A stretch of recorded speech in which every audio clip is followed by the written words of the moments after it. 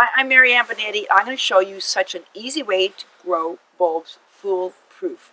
What that means is growing them in a large container like this means I can have 3 different kinds of bulbs, 3 months of flowers, and no worries of moles, voles, deer, because I'm going to put this very close to my house so the deer can't get it, and because it's in a container with good drainage holes and potting soil. The soil is very well drained, so I don't have to worry about these bulbs rotting or getting eaten. So it's very important to think about the design because not all bulbs bloom at the same time or want the same depth. So this is the biggest bulb. This is a flowering allium or flowering onion. Now these bloom late, but they're big. Bulbs that are bigger need to go deeper. So these bulbs are going to go a good 8 inches deep down into the soil. But I'm putting all 3, just 3 of the alliums. They're kind of expensive. Which is why I want to protect them in a container.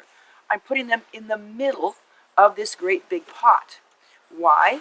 Because they're going to be blooming last. And when you plant them, you just remember the roots go down, the fat bottom goes down. Now, interspersed between the allium bulbs are these daffodil bulbs. The daffodil bulbs go 6 to 8 inches down. You don't have to plant them quite so deep when you have them in a container of potting soil. But still, they're going to like it better if they're deeper, like that. Now, I'm putting the daffodils in a circle around the alliums because the daffodil is going to come up first, bright yellow flowers. The alliums will not be in flower yet. When the daffodils are done blooming, here comes the tulips.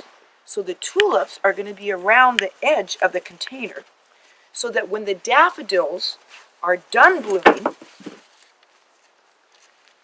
the tulips are going to form a circle around the dying daffodil greens so that you see the flowering tulips without seeing the spent foliage of the daffodils. Now, you can always rip the bulbs out when they're done blooming because most of the time you don't want to overwinter them in these big pots.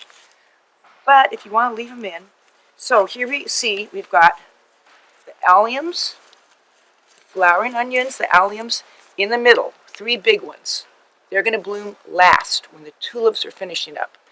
The outer circle from the alliums are the daffodils, daffodil bulbs. They're going to be the first to bloom. And when the daffodils are done blooming, on this very outer edge is the tulips. And the tulips are going to be coming up when the daffodils are done. So these are not deep enough. I just put them in here so you can see the design that I did. The alliums go the deepest, at least 8 inches deep. The daffodils go 6 to 8 inches. And then the tulips are a little bit smaller. They can go 6 inches or so. So I'm now going to cover them all with more potting soil. Remember, when you garden in containers, you want to use potting soil, especially with bulbs. Bulbs need really, really good drainage. Okay, so that's really potting soil that will drain quickly. This container has lots of drainage, but you can also do it in a small container like this. A container like this, you could probably only fit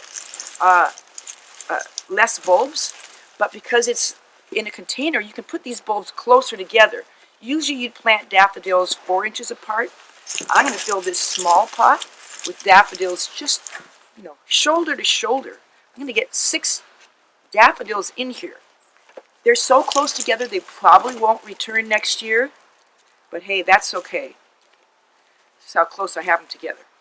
That's okay because if these only bloom 1 year, that's fine. I just want that spectacular small pot full of color that I don't have to worry about moles and voles and deer, so I can welcome spring in style.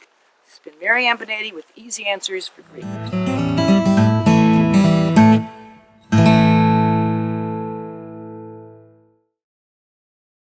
If you enjoyed these gardening tips, subscribe to our channel so you can get updates on new videos and stay in the know about all things gardening. Click the red subscribe button below. See the description below for more information about how to connect with us on PlantersPlace.com, Facebook and Instagram.